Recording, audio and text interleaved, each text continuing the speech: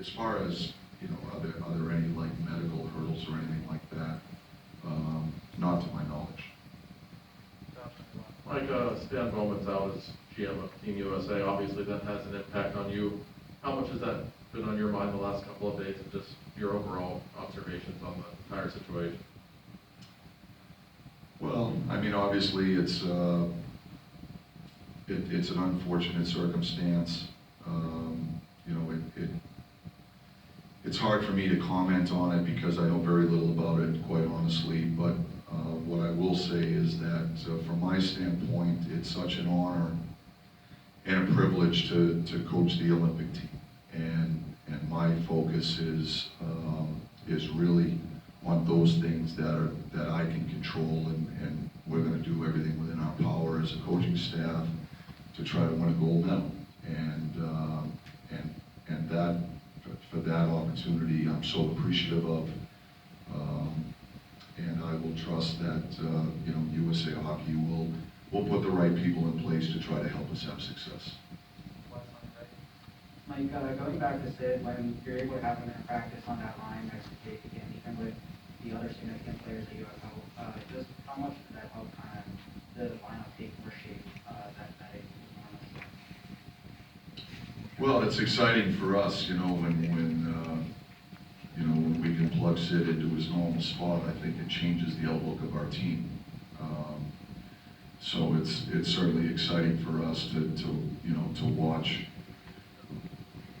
the practice, watch our team. You can see the reaction even with our own players. We just have more of a jump in our step. He has that influence. I think our team gets excited when he's participating in the way he is right now. And so, like I said, we're going to take each day as it comes here, but certainly we're very encouraged with Sid's progress to this point. Mike, I wanted to ask you about Marcus Patterson. He's off to a pretty strong start, I think. He's talked about focusing on skating the offseason. He also talked about a bit of a mental reset, maybe where he was chasing the play a little bit too much last year. I'm just curious where he may be a little bit different this year, because from up in the press box, it looks like he's more assertive offensively, and also when it comes to using his skating as a reset. Yeah, I just think Marcus has played really well for us in this early part of the season.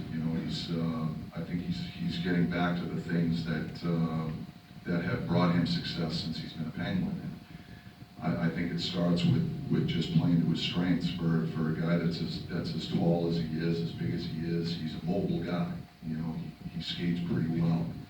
His gaps are very good when he's at his best, and I think it's interesting as a coach because, and this is just my observation over the years, but when a player's confidence is high, when a defenseman's confidence is high, I think their gaps in their ability to play in people's face and defending the rush with tight gaps, there's a direct correlation,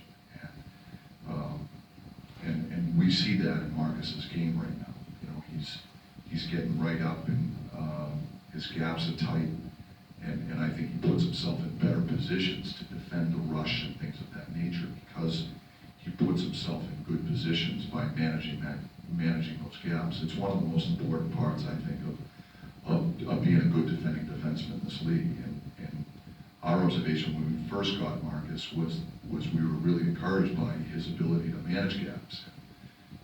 I thought he got away from it a little bit last year. I'm sure it reflects with his confidence level, but I do think he's hit a bit of a reset. He's had a good start, and I'm sure just the fact that he's had a good start has helped his confidence as well.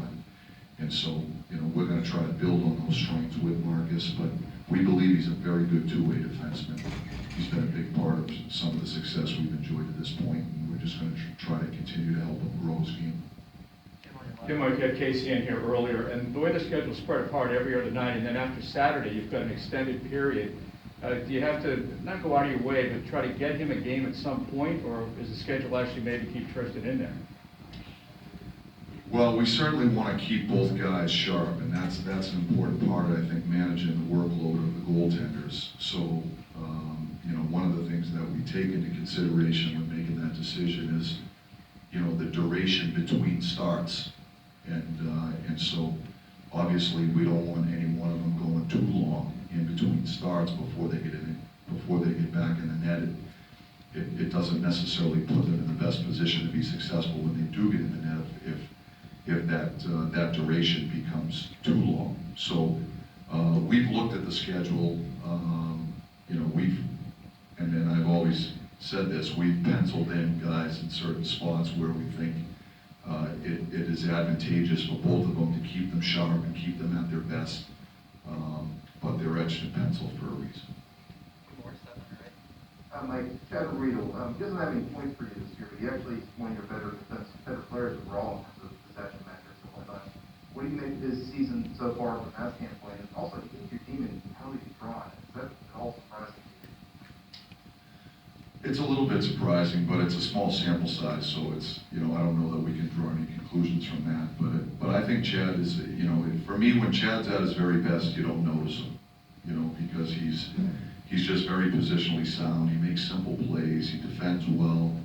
You know, there's not one aspect of Chad's game that I think, you know, jumps out at you with any sort of a wow factor. You know, he's not he's not blazing fast or, you know, dynamic, explosive offense, or he doesn't have bone-crushing body checks, but there's an element of physicality to his game.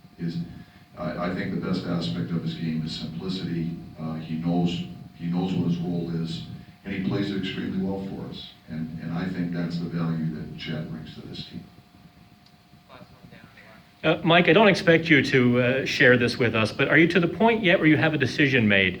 You're about to get two centers back in your lineup, you know, Carter and Crosby. You know, what do you do with guys like Evan Rodriguez and Brian Boyle? Have you kind of made those decisions yet?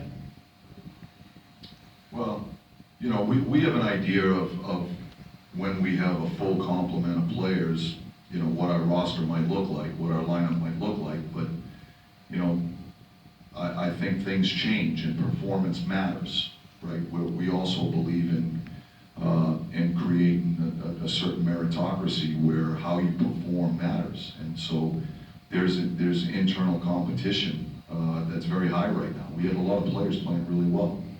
It makes for very difficult decisions as a coaching staff, but those are always good challenges to have.